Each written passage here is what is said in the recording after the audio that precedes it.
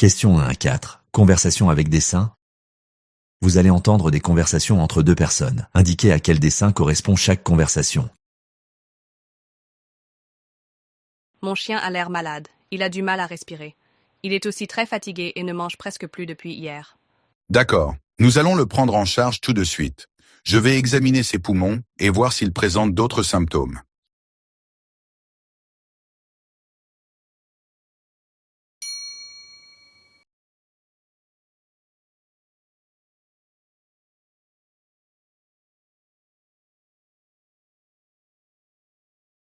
Depuis quelques semaines, j'ai des maux de tête en fin de journée. Je pense que mes lunettes ne sont plus adaptées. Ma vision devient floue, surtout pour lire.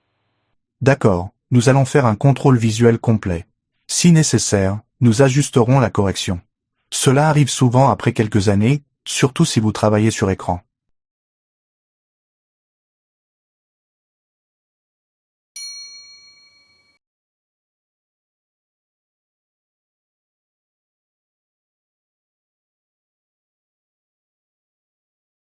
Excusez-moi, je cherche la farine complète bio. Je ne la trouve pas dans le rayon habituel, seulement la farine blanche classique et la semoule. Elle a été déplacée temporairement à côté des produits sans gluten, juste en face du rayon confiture. Je peux vous y accompagner si vous voulez.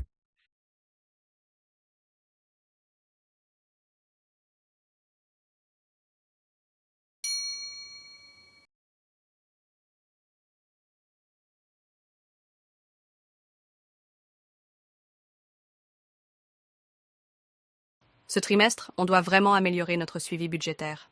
Les écarts entre prévisionnel et réalisé sont encore trop importants. On pourrait faire une revue mensuelle avec chaque chef de département pour ajuster en temps réel. Ça éviterait les mauvaises surprises.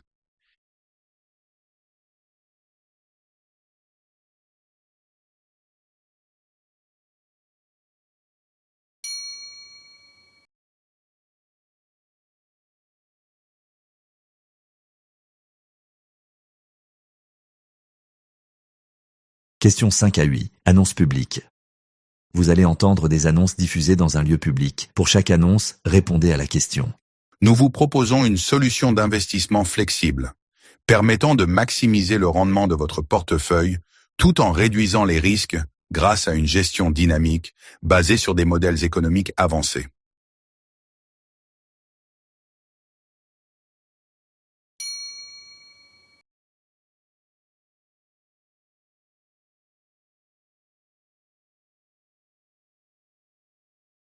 Notre plateforme d'e-learning permet une personnalisation poussée des parcours éducatifs, avec des modules interactifs et des évaluations en temps réel, afin d'assurer une progression optimale des étudiants tout au long de leur formation.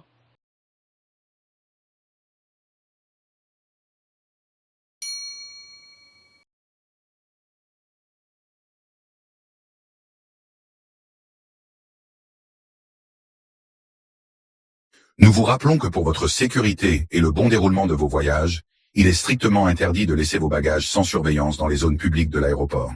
Si vous apercevez un objet abandonné, merci de prévenir immédiatement un membre du personnel de sécurité.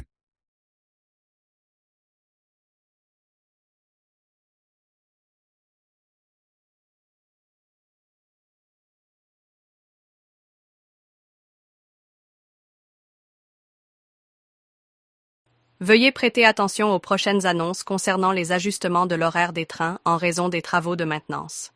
Nous nous excusons pour tout inconvénient et vous remercions de votre compréhension et de votre patience.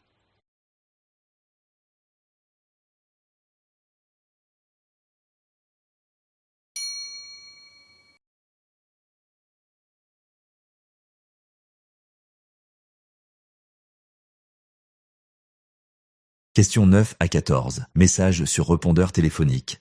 Bonjour Monsieur Lemoine, c'est Claire Béranger du service juridique de Novalex. Je souhaitais faire un point rapide sur les documents que vous avez transmis hier. Certains éléments nécessitent clarification avant notre réunion prévue vendredi. Pourriez-vous me rappeler dès que possible ?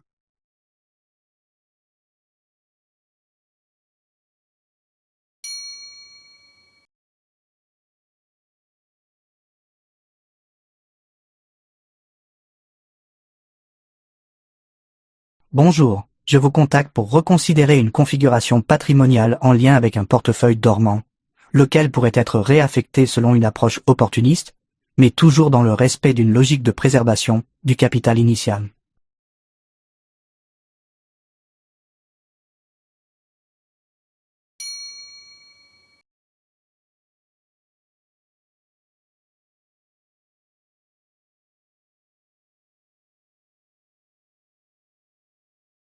Bonjour, je me permets de revenir vers vous concernant les écarts constatés dans les flux de trésorerie prévisionnels. Une révision dynamique des hypothèses sous-jacentes serait peut-être à envisager avant la prochaine clôture intermédiaire.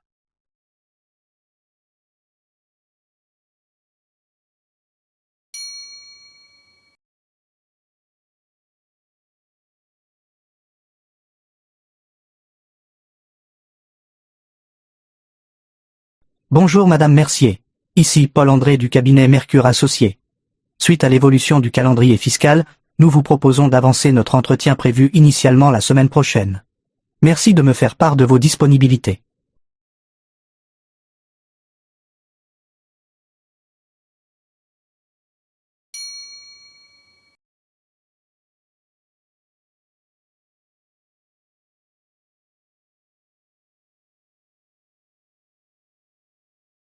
Bonjour Madame Delmas, c'est Fabien de la société Vecto. Le comité de pilotage a décidé d'apporter des ajustements importants au cahier des charges. Avant validation finale, il est impératif que nous échangions ensemble. Merci de me recontacter rapidement.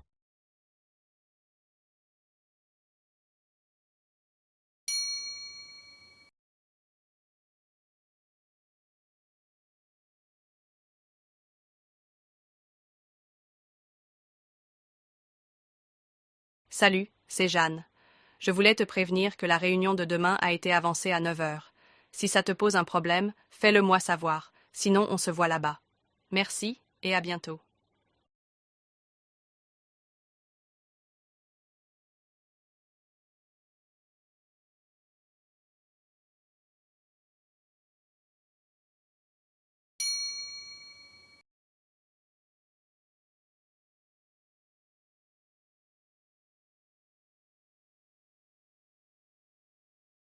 Questions 15 à 20, micro-trottoir. Vous allez entendre 3 personnes répondre à la question suivante. La stabilité financière est-elle plus importante que la réussite professionnelle? Indiquez si la personne interrogée. A. Oui, la stabilité financière assure une sécurité à long terme. Cela dépend de la perspective de chacun. D. Je n'ai pas d'avis. La stabilité financière est une condition sine qua non pour mener une vie sereine.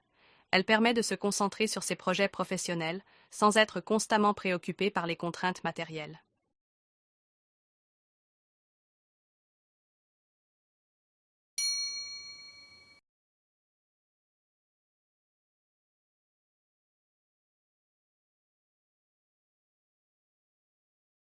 La réussite professionnelle, bien qu'elle soit source de satisfaction personnelle, nécessite un certain équilibre. Pour moi, la stabilité financière est un pilier essentiel qui soutient tout projet professionnel à long terme.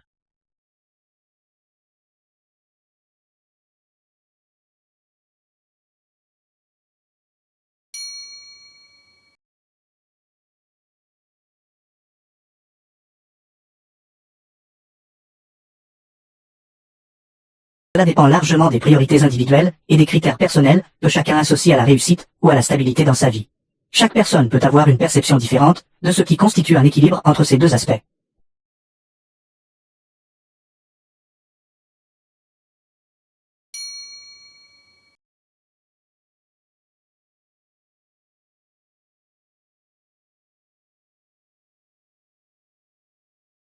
Vous allez entendre 3 personnes répondre à la question suivante. Fréquentez-vous régulièrement les musées ou expositions culturelles? Indiquez si la personne interrogée. A. Oui, aussi souvent que possible. B. Occasionnellement, selon les expositions. C. Rarement, cela ne m'attire pas vraiment. R.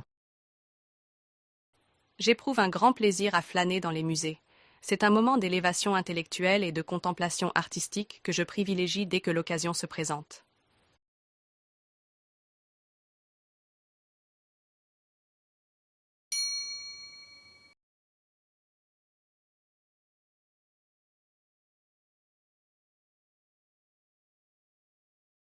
Si une exposition me semble intéressante, ou si un ami me propose une visite, je me laisse volontiers tenter, mais ce n'est pas une habitude ancrée.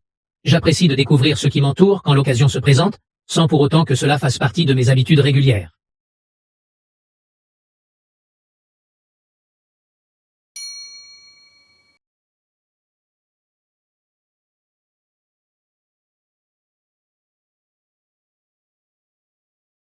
L'idée de rester figé devant des objets ou des œuvres, comme dans un cadre immobile, ne m'a jamais vraiment captivé.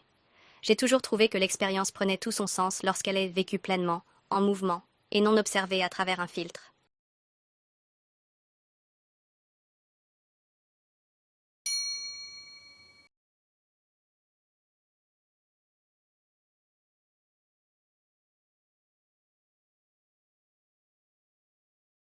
Questions 21 à 22. Chronique. Vous allez entendre des émissions de radio. Pour chaque émission, répondez à la question. Les agences de voyage permettent aux personnes qui n'ont pas l'habitude de voyager d'être orientées, conseillées, guidées dans leur choix de destination, leur réservation de vol et d'hôtel. Mais, de toute évidence, elles sont aussi un piège, car elles facturent au prix fort des services que les clients peuvent trouver 2 ou 3 fois moins chers sur Internet. Par ailleurs, les agences proposent souvent des hébergements dans leurs hôtels partenaires, qui ne sont pas nécessairement les meilleurs ou les mieux situés. Enfin, certaines agences, sous prétexte de conseiller des voyageurs inexpérimentés, vendent des services dont le client n'a pas nécessairement besoin, comme les services de guide par exemple.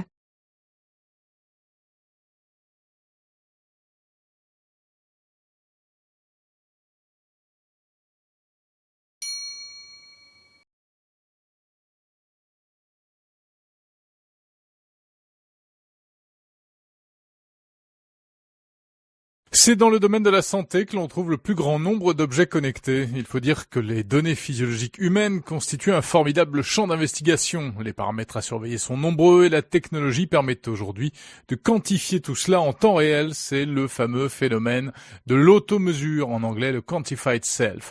Alors il y a tout d'abord par exemple le pèse-personne connecté qui enregistre votre poids au jour le jour et vous permet de retrouver les données sur votre mobile via une application dédiée. Cela va même plus loin aujourd'hui avec la mesure du rythme cardiaque par les pieds, oui ça marche, du taux de CO2 dans la pièce ou encore de l'annonce du temps qu'il va faire dans la journée. Autre type d'équipement pour la santé, le tensiomètre connecté pour ceux qui souffrent de maladies cardiovasculaires et qui doivent surveiller leur pression artérielle au quotidien. Ce type de produit coûte moins d'une centaine d'euros chacun. Et puis on trouve aussi toutes sortes de petits accessoires pour certaines pathologies.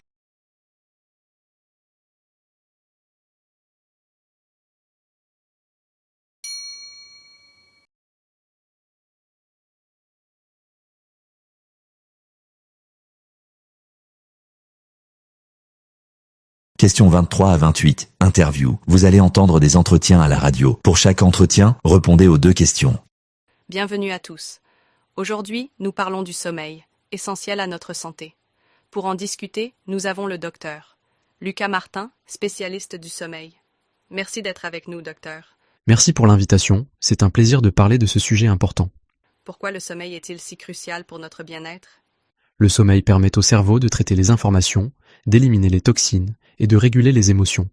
Il joue aussi un rôle vital dans la réparation physique et le renforcement du système immunitaire. Quels sont les principaux facteurs qui perturbent notre sommeil? Les écrans avant de dormir, le stress, une alimentation tardive et l'absence de routine de sommeil sont des facteurs clés. Ces éléments perturbent notre horloge biologique et altèrent la qualité de notre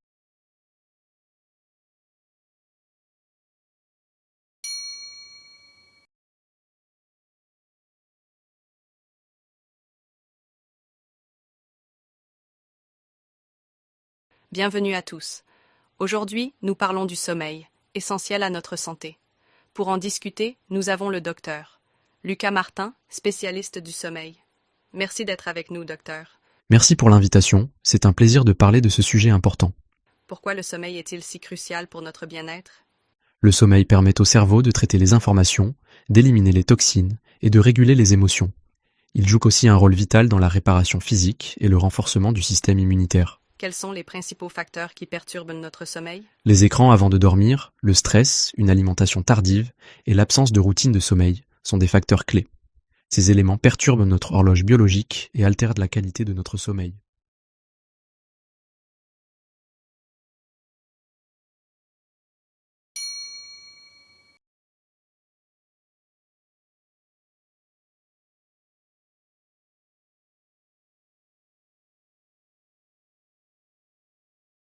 Mesdames et messieurs, aujourd'hui, nous avons l'honneur de recevoir le philosophe et professeur émérite Jean-Philippe Rousseau. Monsieur Rousseau, merci de vous être joint à nous pour discuter des apports de la philosophie moderne dans la société actuelle. Merci pour votre invitation. La philosophie, loin d'être une discipline abstraite, a des implications profondes dans notre manière de comprendre les grandes questions existentielles, politiques et sociales. Elle continue d'influencer les fondements de notre pensée contemporaine.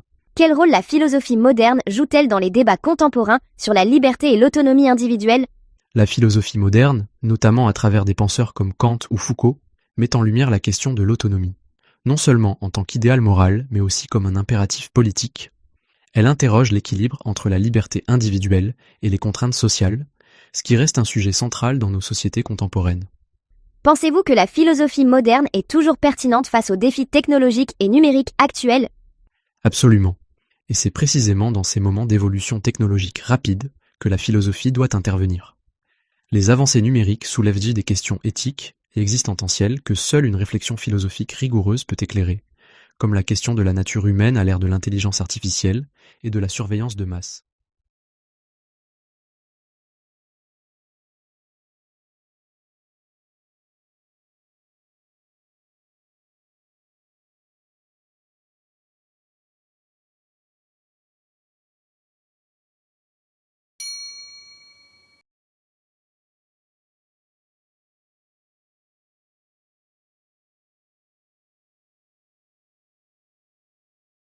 Mesdames et messieurs, aujourd'hui, nous avons l'honneur de recevoir le philosophe et professeur émérite Jean-Philippe Rousseau.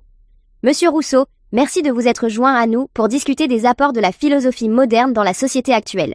Merci pour votre invitation. La philosophie, loin d'être une discipline abstraite, a des implications profondes dans notre manière de comprendre les grandes questions existentielles, politiques et sociales. Elle continue d'influencer les fondements de notre pensée contemporaine. Quel rôle la philosophie moderne joue-t-elle dans les débats contemporains sur la liberté et l'autonomie individuelle ? La philosophie moderne, notamment à travers des penseurs comme Kant ou Foucault, met en lumière la question de l'autonomie, non seulement en tant qu'idéal moral, mais aussi comme un impératif politique. Elle interroge l'équilibre entre la liberté individuelle et les contraintes sociales, ce qui reste un sujet central dans nos sociétés contemporaines. Pensez-vous que la philosophie moderne est toujours pertinente face aux défis technologiques et numériques actuels ?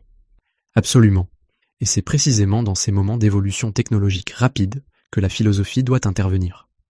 Les avancées numériques soulèvent des questions éthiques et existentielles que seule une réflexion philosophique rigoureuse peut éclairer, comme la question de la nature humaine à l'ère de l'intelligence artificielle et de la surveillance de masse.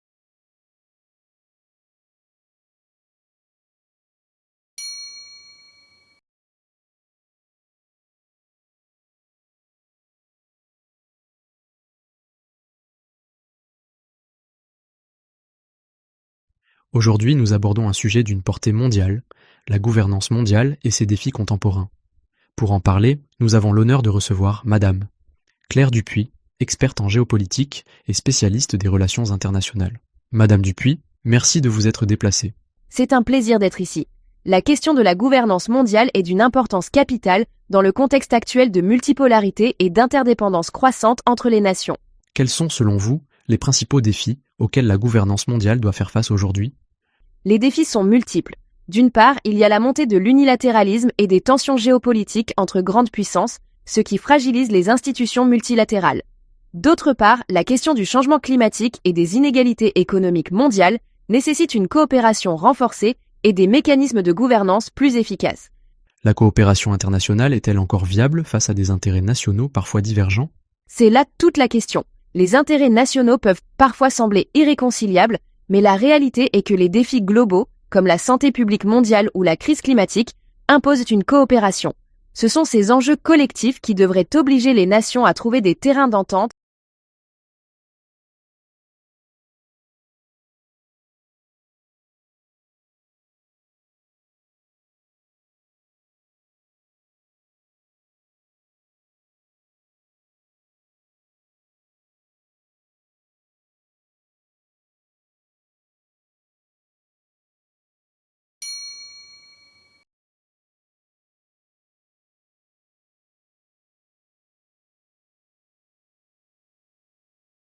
Aujourd'hui, nous abordons un sujet d'une portée mondiale, la gouvernance mondiale et ses défis contemporains.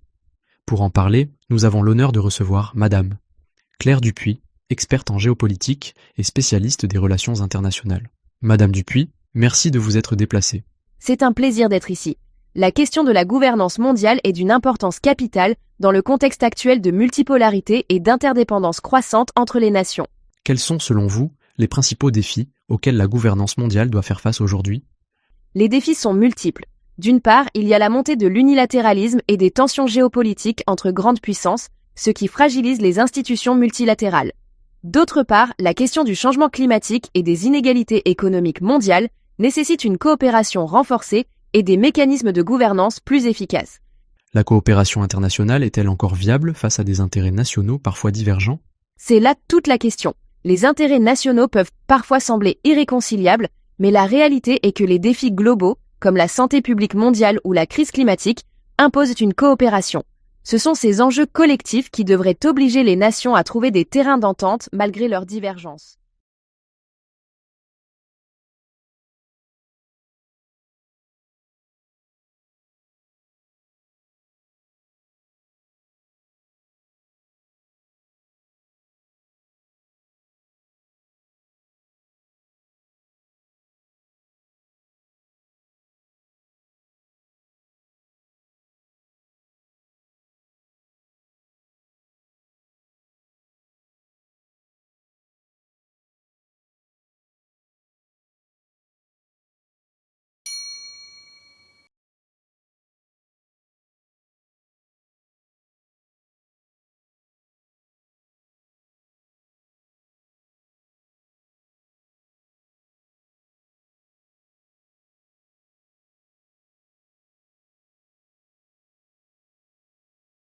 Questions 29 et 30. Reportage radio. Vous allez entendre un long reportage radio. Écoutez et répondez aux 2 questions.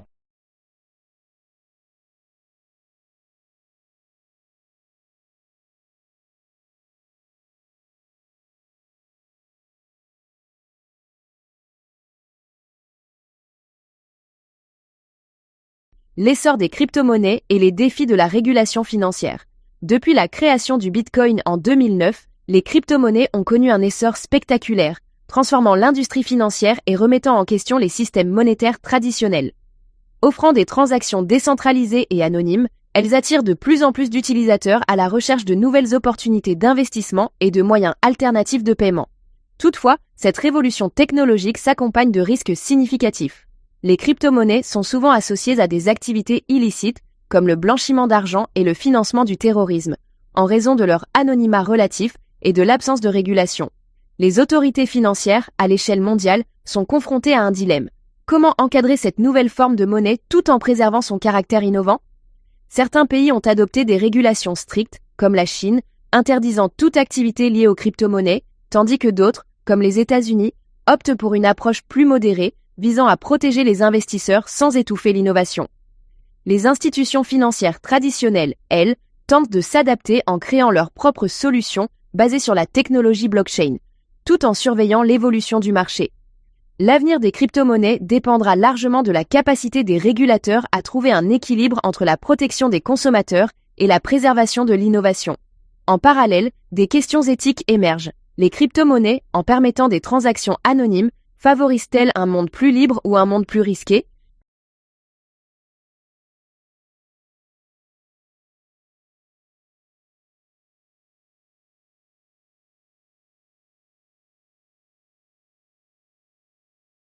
Questions 31 à 40. Documents divers. Écoutez le document audio et répondez à la question.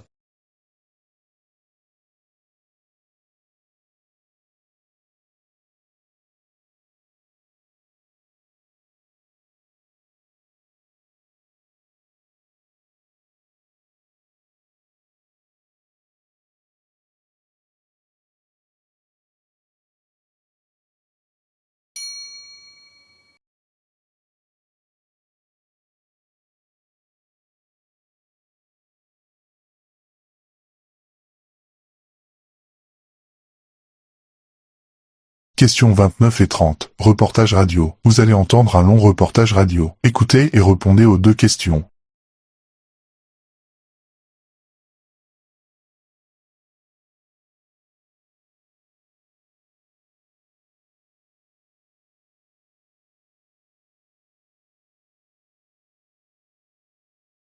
l'essor des crypto-monnaies et les défis de la régulation financière.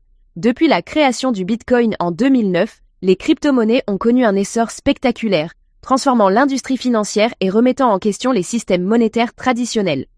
Offrant des transactions décentralisées et anonymes, elles attirent de plus en plus d'utilisateurs à la recherche de nouvelles opportunités d'investissement et de moyens alternatifs de paiement. Toutefois, cette révolution technologique s'accompagne de risques significatifs. Les crypto-monnaies sont souvent associées à des activités illicites, comme le blanchiment d'argent et le financement du terrorisme, en raison de leur anonymat relatif et de l'absence de régulation. Les autorités financières, à l'échelle mondiale, sont confrontées à un dilemme. Comment encadrer cette nouvelle forme de monnaie tout en préservant son caractère innovant ? Certains pays ont adopté des régulations strictes, comme la Chine, interdisant toute activité liée aux crypto-monnaies, tandis que d'autres, comme les États-Unis, optent pour une approche plus modérée, visant à protéger les investisseurs sans étouffer l'innovation. Les institutions financières traditionnelles, elles, tentent de s'adapter en créant leurs propres solutions basées sur la technologie blockchain, tout en surveillant l'évolution du marché. L'avenir des crypto-monnaies dépendra largement de la capacité des régulateurs à trouver un équilibre entre la protection des consommateurs et la préservation de l'innovation. En parallèle, des questions éthiques émergent. Les crypto-monnaies, en permettant des transactions anonymes, favorisent-elles un monde plus libre ou un monde plus risqué ?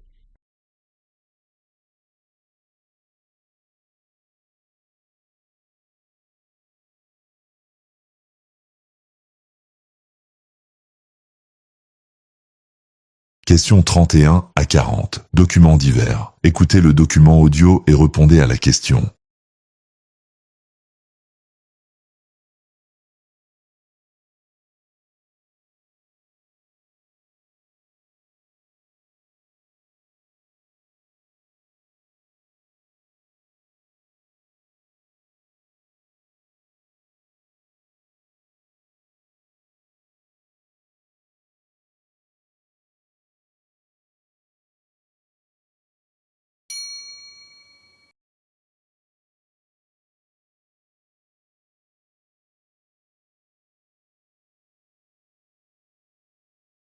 Dans le cadre de la réforme des conditions de travail, le télétravail partiel est autorisé à raison de 2 jours par semaine, sous réserve d'accord du supérieur hiérarchique.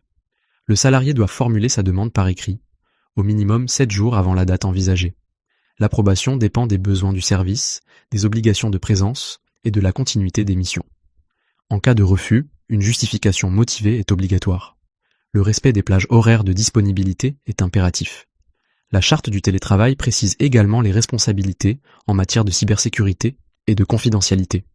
Toute violation pourra entraîner la suspension temporaire de ce mode de travail.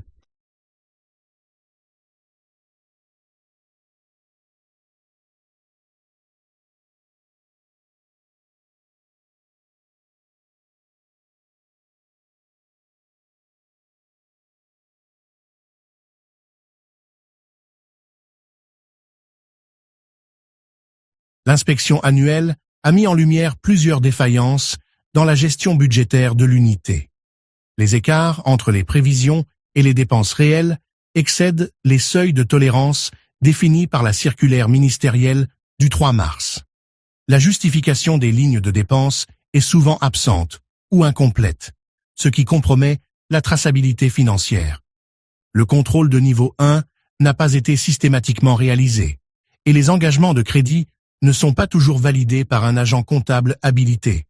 L'inspection recommande une révision des procédures internes, une formation renforcée du personnel financier et la mise en place d'un outil de suivi automatisé pour améliorer la transparence.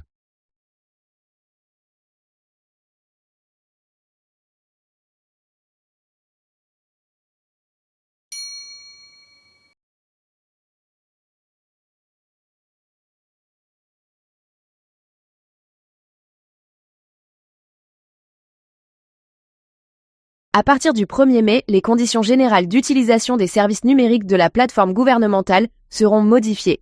Les changements portent principalement sur les modalités d'accès aux données sensibles, la gestion des droits d'utilisation et les nouvelles procédures de confidentialité des données personnelles. L'usager devra consentir explicitement à chaque nouvelle collecte de données et un mécanisme de notification des violations de données sera mis en place.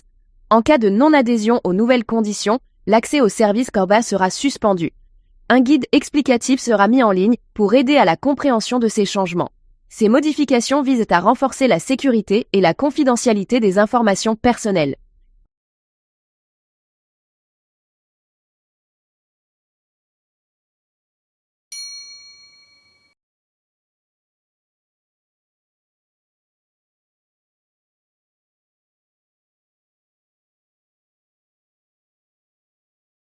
Le dernier rapport de gestion des risques met en lumière plusieurs vulnérabilités liées à la sécurité des données. Des failles dans les protocoles d'accès aux systèmes informatiques ont été identifiées, notamment l'utilisation des mots de passe partagés. Il est recommandé d'instaurer une politique de gestion des accès, en privilégiant l'authentification multifactorielle. Des formations sur la cybersécurité seront proposées aux employés pour les sensibiliser aux risques et bonnes pratiques. Une analyse approfondie sera réalisée lors du prochain audit pour évaluer l'efficacité des mesures mises en place. Ces mesures visent à renforcer la sécurité des données et à prévenir toute violation.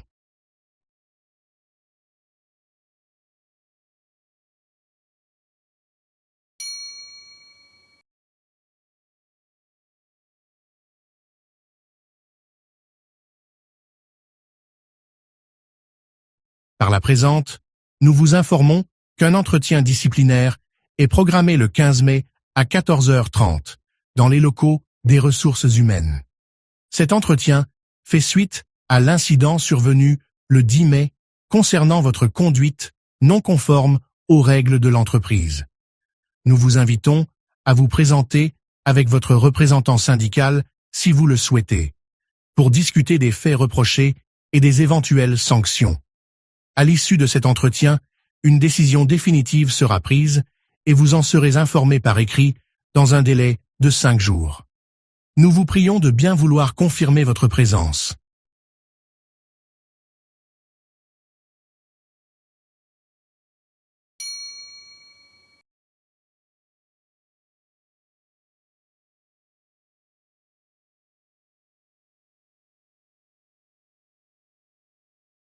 Les véhicules de fonction sont alloués pour des missions professionnelles uniquement. Toute utilisation personnelle est interdite, sauf autorisation explicite de la direction. Les chauffeurs doivent respecter les consignes de sécurité routière et entretenir régulièrement les véhicules. Les véhicules doivent être restitués dans leur état initial après chaque mission. Un contrôle mensuel des kilomètres parcourus sera effectué afin de garantir une utilisation conforme aux règles internes. La direction se réserve le droit de retirer un véhicule à tout employé ne respectant pas ces directives. Ces mesures visent à optimiser l'utilisation des ressources de l'entreprise et à réduire les coûts inutiles.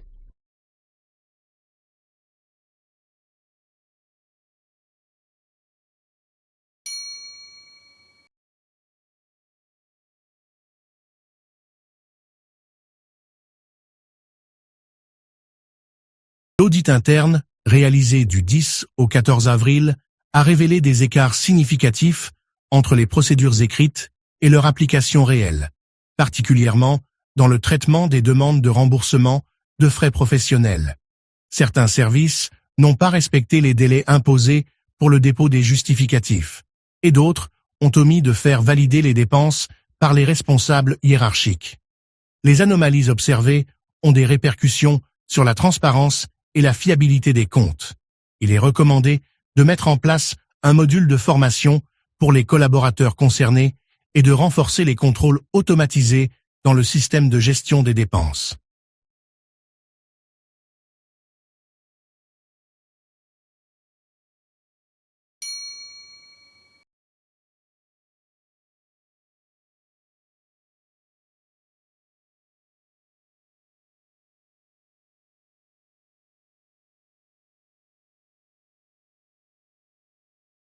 L'économie numérique repose sur l'usage des technologies de l'information pour produire, consommer et échanger.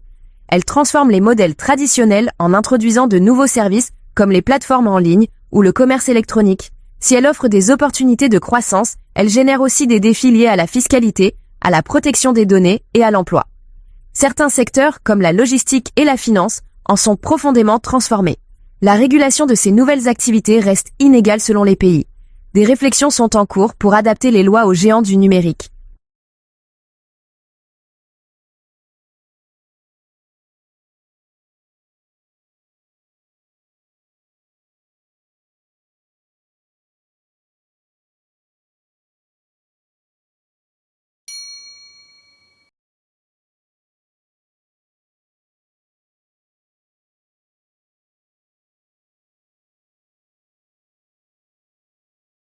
De nos jours, de plus en plus de personnes souffrent de maladies liées à l'alimentation, comme l'obésité ou le diabète.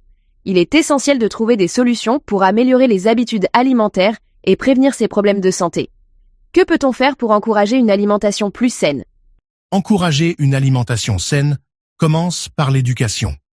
Les écoles, les campagnes de santé publique et les médias peuvent jouer un rôle clé en sensibilisant la population aux bienfaits d'une alimentation équilibrée, en mettant l'accent sur la consommation de fruits, légumes, protéines maigres et grains entiers. De plus, les gouvernements devraient mettre en place des politiques visant à limiter la publicité pour les aliments transformés et riches en sucre, en particulier auprès des enfants.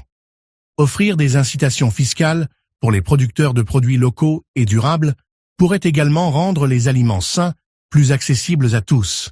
Enfin, il est important d'adopter une approche personnelle. Chaque individu doit prendre conscience de son alimentation et choisir des options plus nutritives, tout en limitant la consommation de sucres ajoutés et de graisses saturées. Une meilleure information sur l'impact des choix alimentaires permettrait également d'adopter de meilleures habitudes sur le long terme.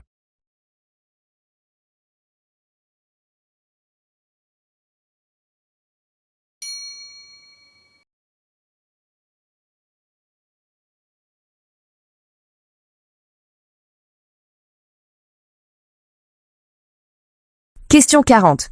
Depuis plusieurs années, de nombreux rapports pointent la complexité excessive des démarches administratives. Il n'est pas rare que des citoyens renoncent à des droits ou prestations, faute de compréhension ou en raison de procédures trop lourdes.